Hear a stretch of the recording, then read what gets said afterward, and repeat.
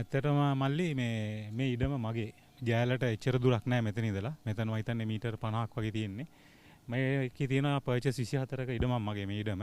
ඇත්තටම මේ ඉඩම මං මේ ආවතන් වෙලා ඉන්න ජනතාව කඳුකරේ ගස් වැටිලා එතකොට ගස් පස් හේදිලා ගිහිල්ලා එහෙම ජීවත් වෙන්න බැරුව දැන් අවතන් වෙලා ඉන්න කඳුරු වල ඉන්න ජනතාවට මේ ඉඩම මම බාර දෙනවා රජයට බාර දෙනවා රෙස්පොන්සිබිලිටි එක අරගෙන මේ ඉඩමේ ගෙවල් කීපයක් ගාලා ඒ කියන්නේ එපාර්ට්මන්ට් එකක් වගේ ගෙවල් කීපයක් ගෙවල් 50ක් විතර මේ ඉඩමේ ගහන්න පුළුවන් පර්චේස් 24ක් තියෙනවා මම පොඩි කාලේ ඉඳන් හැදිච්ච ඉඩම මේක නමුත් මම මේ රජයට බාර දෙනවා මේ මිනිස්සු වෙනුවෙන් නොමිලේ මම දෙනවා රජයට මේකේ ගෙවල් ගහලා ඉල්ල මේ මිනිසුන්ව මෙතනට ගෙනලා පදිංචි කරන්න පුළුවන් නම් ඒක මගේ හිතට සැනසීමක්.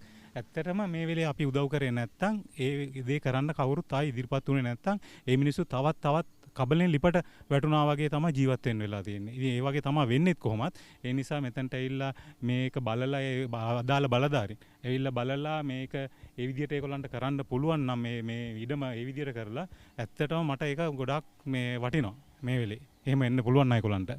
දැන් සාමාන්‍ය මේ ඉඩ මේක පර්ච් එක වටිනාකම කොච්චර විතර වෙයිද? මම හිතන්නේ පර්ච් එකක් වෙයි මල්ලි කොහොම හරි ලක්ෂ 22 23ක් විතර කෝටි ගාණක ඉඩමක් මේක. ඉතින් මේ ජයල ටවුන් එකේ තියෙන ඉඩමක්. ඉතින් කෝටි ගාණක ඉඩමක්. ඇත්තටම මේක බලන්න කොහොමද ඒගොල්ලන්ට කරන්න පුළුවන් කියලා ඉල්ල බැලුවා නම් හොඳයි ඉතින්. පර්ච් එක ලක්ෂ 22ක් විතර වගේ වෙයි කියලා තමයි හිතන්නේ දැන්. 22 23ක් විතර. සාමාන්‍යයෙන් දල වශයෙන් බැලුවොත් කෝටි 4කට විතර ආසන්න ඉඩම